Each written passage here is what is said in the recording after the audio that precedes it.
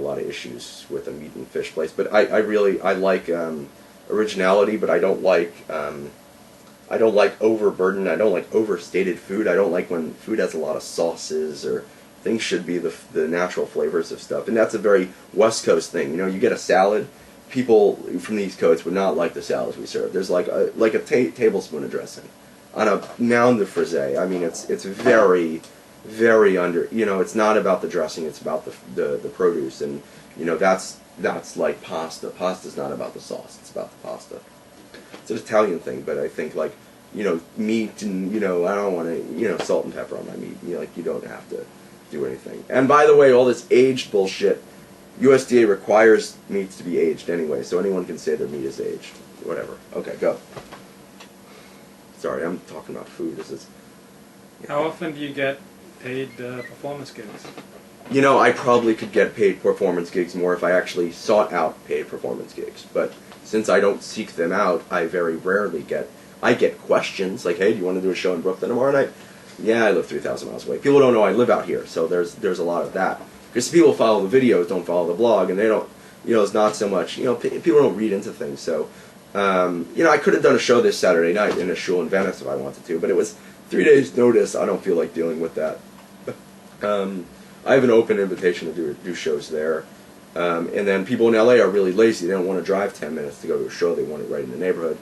So I probably, you know, that's always been one of my things is I try to explain to people now especially, there's always been a few passions competing with each other, and mainly outdoors and blogging and comedy. And, you know, it's like I honestly, in all truth, would rather be on a road trip than doing comedy shows. So, you know, there's always been this, you know, a lot of people in the comedy industry and the writing, that's their one passion. Everything else is secondary. But to me, now, especially food, cooking, you know, wine, you know, food, blogging, or writing, and outdoors are all competing with each other. And blogging has taken a little bit of a back seat. I feel a duty to uphold my community and to keep, you know, perpetuating it and try to make something out of it. And there might be some changes coming up that might pay me a lot of money to do stuff. But, you know, we'll see what happens with that. But, you know, it's like people have always said about the comedy thing, you know, if I polish myself up and I went to school a little bit and whatever, I can really make something of it. But it's never been such an interest for me to do that. As with writing, it's like, I mean, if I can find someone to dictate to write a book, I could do it. It's very hard for me to sit down and write 300 pages. Even if it's 30 pages at a time, I get bored. I can't do it. I have a 30-page document I keep adding to, but it's, you know, I don't know, whatever. Is your comedy act changing? It always changes. It's always dependent on the audience. I mean, I get up with a thing planned, and I'm like, these are not the people I expected, and I just kind of roll with it. And some shows have flopped. I did a show in San Francisco, like, 3 weeks ago, and, like, really, like, not a good like, there were, like, 10 people out of, like, 40 people that understood what I was talking. No one understood what I was talking about. So, like, it really, you know, it was also very, like, week notice, you know, it was, like, it was on Christmas, you know, it was on Mutze Christmas, you know, so, like, you know, that was an issue. And, but it was fun, you know, I made $200, you know, with not a lot of money, but if I was in New York, I'd get more shows, you know, it's like, you know, I've been asked by a lot of people, but I like, don't see myself doing a show for a, like, USY convention in Sacramento. Like, I don't think they'll get it, you know. It's very East Coast humor also. Really, like... What's the difference between East Coast humor and West Coast humor? I mean, for the Frum East Coast is much different. I don't know, people on the East Coast, even if they're not Frum, they understand it. But in the West Coast, they don't. West Coast, they're totally removed from Frumkeit. There's no... There is an interaction if you want it to be. Like I said, like I meet a lot of people who are of different Jewish whatever, but in general, there's a big disconnect between, you know, New York is New York. You know, you go to kosher delis and you go to concerts and there's Jews. You know, there's Chabad guys asking you to put on film in the street. You don't have that in Bay Area. Highest assimilation rate in the country. It's the third largest Jewish community, and it's like, you know, very high assimilation. I mean, 400,000 Jews, you know. At one point in your life, did you have a stutter? Yes, I did. Yeah. When I was, until I was 13, I stuttered. I didn't talk. I didn't say anything.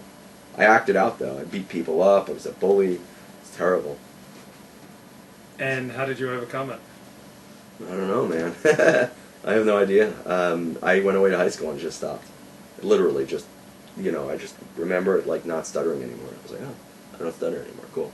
I wonder what fear you left behind when you moved away to high school. I don't know.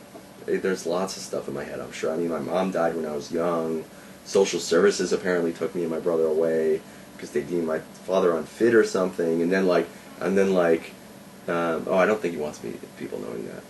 Scratch that. My father, like, he's a very private guy. But like, there was shit going on. I mean, I went to 4 different elementary schools, So, yeah, I'm really a screwed up guy. Probably everyone's screwed up. Like, people tell me, like, this girl I'm dating, but she's a little screwed up. I'm like, everyone's screwed up, man. Everyone. They just don't know they're screwed up. That's the difference. I know what's going on in here. I know stuff, What was the happiest time of your life? I don't know. It keeps getting happier and happier. It's like it's better and better. It's just building on itself. I can't really say. I'd say this summer was the best time of my life. Why? Tell me about the summer. Last summer was pretty good too because I was in a really fulfilling relationship. So last summer was like also awesome. And the summer before was really. Every summer's good. It's all good, man. I can't. I don't remember sad times. So like, I mean, it's all been very good. I mean, the last bunch of years, but like. The summer before that, I was in a great relationship with someone who liked to cook for me, and we took some good road trips, and we did some good backpacking, and it was really fun, and opened my mind to a lot of things. And this past summer was just me and working and living in the West. I was able to just like hop in my car and go to Yosemite and see this like beauty that I've dreamed about living here for my whole life. I mean, I used to cry like thinking that I would be stuck in the East Coast my whole life, like. I would have to like take vacation to go see this stuff. Now I could just go, it's like right outside my window. It's great. So.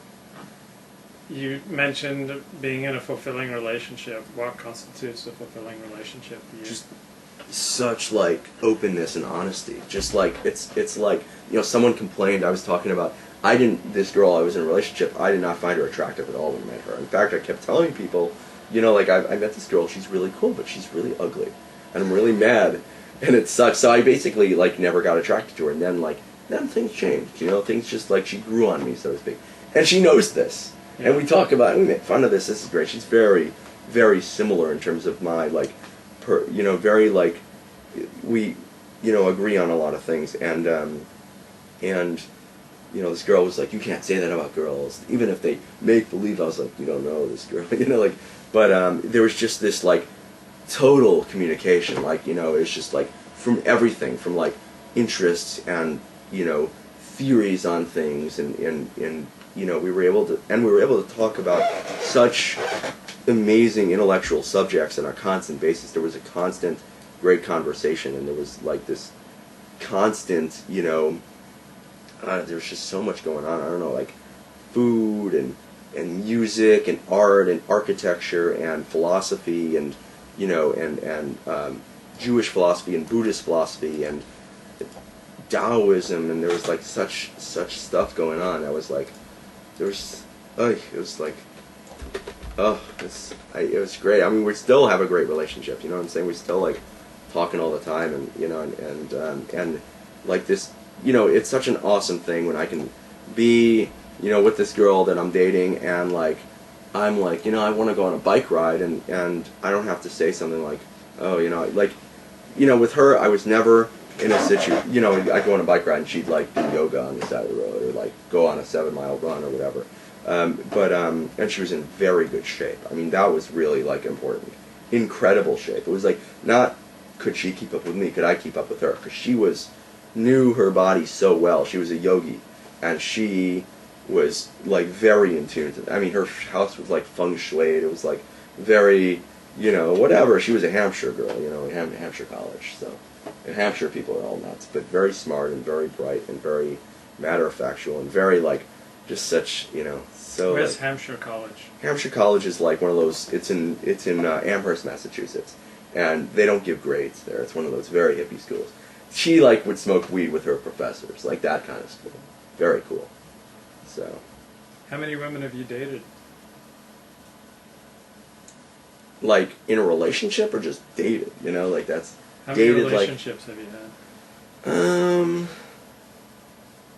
Let me think. Like 7 or 8, probably. Was she religious? This last one? No, the last one.